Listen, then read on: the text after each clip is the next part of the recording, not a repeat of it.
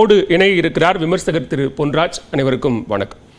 திரு அபிசுல்லா, நான் உங்களிடமிருந்தே ஆரம்பிக்கிறேன். இன்னைக்கு ரெண்டு முக்கியமான பதிவுகள், முதலமைச்சருடைய ஒரு பதிவும் தொண்டர்களுக்கு எழுதியிருக்கக்கூடிய மடலும், அது ரெண்டுத்திலுமே மத்திய அரசு மீது, குறிப்பா பாஜக மீதான கடுமையான குற்றச்சாட்டுக்களை ரொம்ப தீவிரமா முன் வச்சிருக்கிறாரு. அரசியல் வரலாற்றிலேயே இதுவரைக்கும் எந்த அரசும் இந்த மாதிரியான ஒரு பழிவாங்கல் நடவடிக்கையை மேற்கொண்டதில்லை அப்படிங்கிறது. என்ன ஆதாரம் அதற்கு? இல்லை, தொடர்ந்து வைக்கப்படுகின்ற அந்த குற்றச்சாட்டு என்ன அப்படின்னா, நிதி பகிர்வு அப்படின்ற ஒரு விஷயத்தில் முறையாக ஒன்றிய அரசு செயல்படவில்லை, நியாயமாக செயல்படவில்லை. பல தரவுகளை சொல்லியிருக்கோம், ஜிஎஸ்டி மூலமாக எவ்வளோ பணம் போகுது அப்படின்னு. இப்போ ஜிஎஸ்டி அப்படின்ற ஒரு விஷயம் வந்தால் நிச்சயமாக நிதி ஆணையம் சொல்லியிருக்கக்கூடிய நிதி பகிர்வின்படி கொடுத்தாகணும் அப்படின்ற ஒரு கட்டாயம் இருக்குது.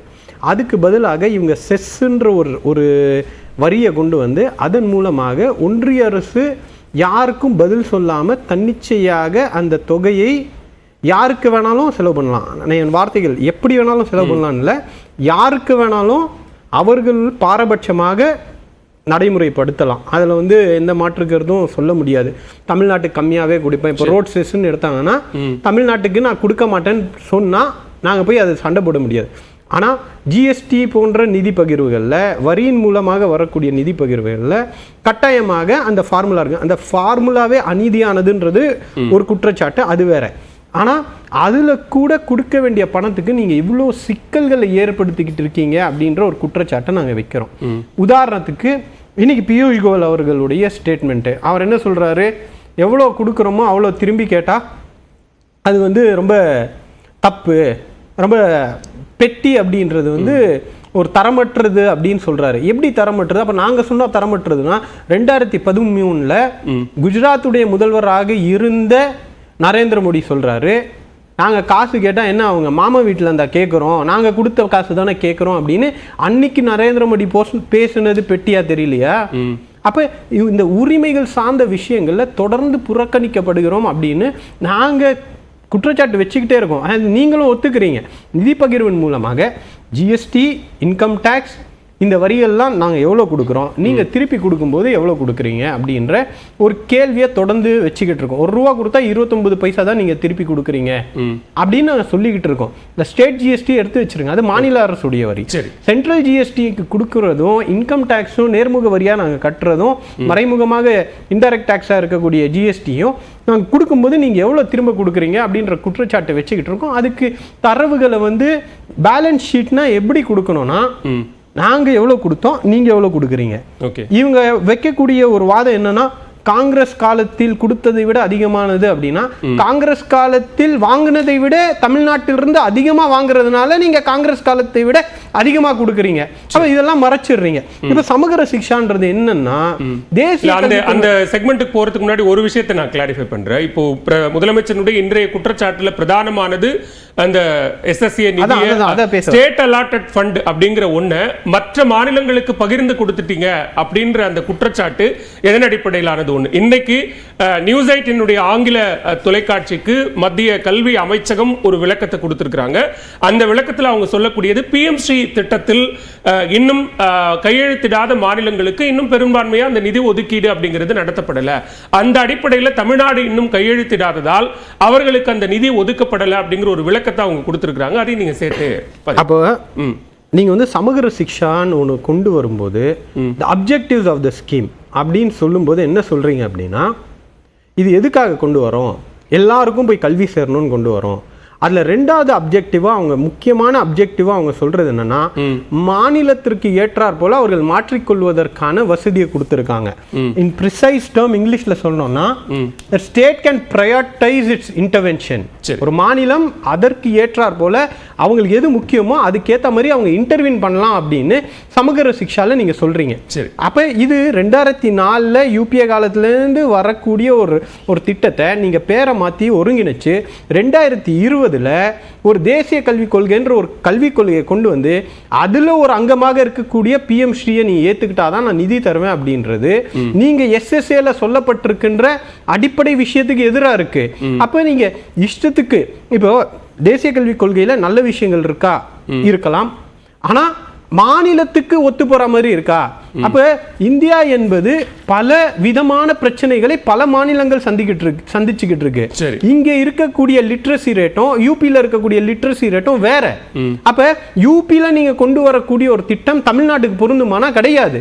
நீங்க அங்க GR 25 தாண்டி கொண்டு வரதுக்கு ஒரு திட்டத்தை கொண்டு வருவீங்க. நாங்க இங்க 47 48க்குள்ள வந்துட்டோம். அப்ப இங்க வேறு விதமான பிரச்சனைகளை சந்திச்சுக்கிட்டு இருக்கிறோம். நீங்க அந்த சமகர சிக்ஷாக்குள்ள PM ஸ்ரீன்றது என்ன? வெறும் ஒரு பள்ளிக்கூடத்தை ஏற்கனவே மாநில அரசு நடத்தக்கூடிய கல்வி நிலையங்கள்ல பள்ளிக்கூடங்கள்ல நீங்க ஒரு 1 கோடி ரூபா 1.5 கோடி ரூபா கொடுத்துட்டு தேசிய கல்விக் கொள்கையை திணிச்சுக்கிட்டு மும்மொழி கொள்கையை கொண்டு வந்து அதுக்கு வெளியே PM ஸ்ரீன்னு ஒரு பேர் போடுறது ஒரு திட்டம். அதை நாங்க வன்மையை எதிர்த்துக்கிட்டு இருக்கோம். இங்க மும்மொழி கொள்கைன்றது கிடையாது. அதை நீங்க விளக்கு கொடுக்க தயாரா இருக்கீங்களான்ற ஒரு கேள்வியை வைக்கிறோம். எல்லா மொழிகளுக்கும் முக்கியத்துவம் அப்படின்வாங்க. 2022 கேந்திர வித்யாலயில எத்தனை தமிழ் ஆசிரியர்கள் இருக்காங்கன்னு ஒரு RTI போடும்போது அங்க 6ஆம் வகுப்பிலிருந்து 8ஆம் வகுப்பு வரை கட்டாய தமிழ் என்பது கிடையாது. அங்க 2வது மொழியாக ஹிந்தியும் 3வது மொழியாக சமஸ்கிருதம் இருக்கு. தமிழ்நாட்டில் இருக்கக்கூடிய கேந்திர வித்யாலய கல்வி நிலையங்களில் 49 பள்ளிக்கூடங்களில் 103 தமிழ் ஆசிரியர்களும் 53 சமஸ்கிருத ஆசிரியர்களும் 0 தமிழ் ஆசிரியர்களும் இருக்கக்கூடிய கொள்கை தான் உங்களுடைய கொள்கை. அப்ப நீங்க மும்மொழி கொள்கையின் மூலமாக தமிழை காப்பாத்துவீங்க அப்படின்னு எதை வச்சு நம்புறது? நம்ப தயாரா இல்ல. மத்திய அரசு அல்லது பிரதமரோ நிதியமைச்சரோ அல்லது மற்ற அமைச்சர்களோ தமிழுக்கு கொடுக்கக்கூடிய முக்கியத்துவம், திருக்குறளுக்கு கொடுக்கக்கூடிய முக்கியத்துவம், பட்ஜெட்ல திருக்குறள் இல்லாம பட்ஜெட்டே இல்ல அப்படிங்கிற நிலையெல்லாம் பார்க்கலையா? அது தமிழுக்கான முக்கியத்துவமாகவோ அல்லது தமிழுக்கான, அதுதான் நான் சொல்றேன், அது தமிழுக்கான முக்கியத்துவம் என்பது பேச்சு வார்த்தையில பேரு வச்சிய சோறு வச்சியான்னு கேட்பாங்கல்ல தமிழ்ல.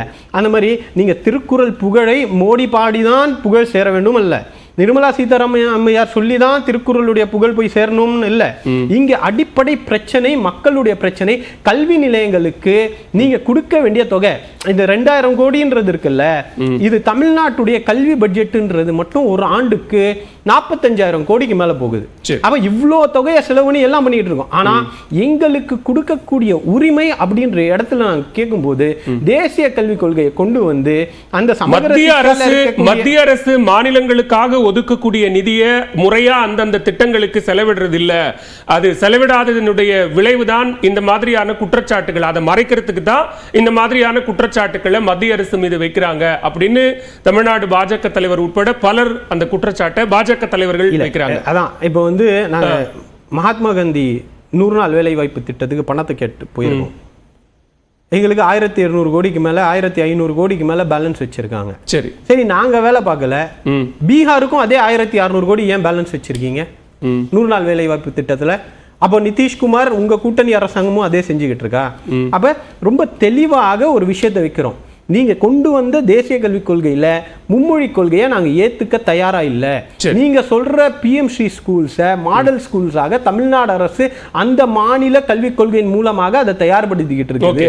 அப்ப நீங்க என்னன்னா ஒரு பள்ளிக்கூடத்துல PM ஸ்ரீ லேபிள் அடிப்போம், அப்படி அடிக்கிறதுக்கு நீங்க அனுமதி கொடுக்கணும், நாங்க மும்மொழி கொள்கையை திணிப்போம், அதை நீங்க ஏத்துக்கணும்.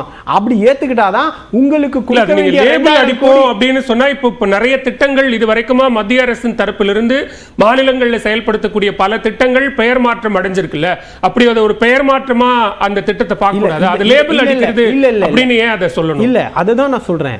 நீங்க புதுசா ஒரு பள்ளிக்கூடத்தை ஒரு நிலத்தை வாங்கி அதுக்கப்புறம் அங்க பள்ளிக்கூடத்தை கட்டி அதுக்கப்புறம் நீங்க அதுக்கு பேர் வச்சா அது வேற. ஆனா இங்க இருக்கக்கூடிய பள்ளிக்கூடங்களுக்கு 1 கோடி ரூபா 1 கோடி ரூபா கொடுத்துட்டு அது முழுக்க முழுக்க PM ஸ்ரீ ஸ்கூலா மாத்துவேன் அப்படின்றது லேபிள் அடிக்கிற வேலையா இல்லையா? அது கூட பிரச்சனை இல்ல, அடிச்சுட்டு போங்க. ஆனா அதில் நீங்க வைக்கக்கூடிய மிகப்பெரிய ஒரு கண்டிஷனா ஒரு கிளாஸா வைக்கிறதுன்றது ஆங்கிலம் தமிழுக்கு மாற்றாக ஒரு மொழி அப்படின்றது நீங்க வேற எந்த மொழியும் வராது. ஏன்னா ஆந்திரால ஏகல்வய ஸ்கூலுக்கு மலைவாழ் மக்களுக்காக பழங்குடி மக்களுக்காக தொடங்கக்கூடிய அந்த ஆந்திராவில் இருக்கக்கூடிய மலைவாழ் மக்களுக்கு ராஜஸ்தான்ல இருந்து டீச்சர்ஸ் போடுறதுதான் உங்களுடைய மாடலா இருக்கு. எப்படி நம்ப முடியும்? பேசலாம் திருமிகு ராஜலட்சுமி. இங்க மாநிலங்கள் சில கிளாஸஸை சப் கிளாஸஸை எதிர்க்கிறாங்க. கொண்டு வரக்கூடிய மத்திய அரசு கொண்டு வரக்கூடிய ஒரு திட்டத்தில் இதெல்லாம் நாங்கள் ஏற்கனவே காலம் காலமாக மாநிலத்தில் பின்பற்றி கொண்டிருக்கக்கூடிய கொள்கைகள் இதுதான். அதன் அடிப்படையில் இது பாலிசியாகவும் இது எங்களை டிஸ்டர்ப் பண்ணுது, இது எங்களுக்கு வேண்டாம் அப்படின்னு சொல்லும்போது அந்த திட்டத்திற்கான நிதியையே முற்று முதலுமா நிறுத்தி வச்சுட்டு இதை ஏற்றுக்கொண்டால்தான் உங்களுக்கு நிதி அப்படிங்கிற ஒரு நிபந்தனையை அல்லது நெருக்கடியை உருவாக்குறது சரியான்னு கேட்குறாங்க. அது 2020 வந்து புதிய கல்விக் கொள்கை வருது. புதிய கல்விக் கொள்கையோட அம்சங்கள் என்னன்னு நம்ம ஏற்கனவே நிறைய விவாதம் பண்ணிட்டோம். ஆக்சுவலாக இதில் வந்து கான்ட்ரடிக்ஷன் கான்ஃப்ளிக்ட்னு வரும்பொழுது எப்பொழுதுமே கிந்தி திணிப்பு அப்படின்னு சொல்லிட்டு ஒன்று நம்மளது திராவிட கழகங்கள் டிஎம்கே பர்டிகுலராக ஆட்சியில் இருக்கும்போது அதை வைப்பாங்க. இப்போது பிரச்சனை என்னன்னா இன்னைக்கு இதை சொல்ல வேண்டிய அவசியம் கிடையாது.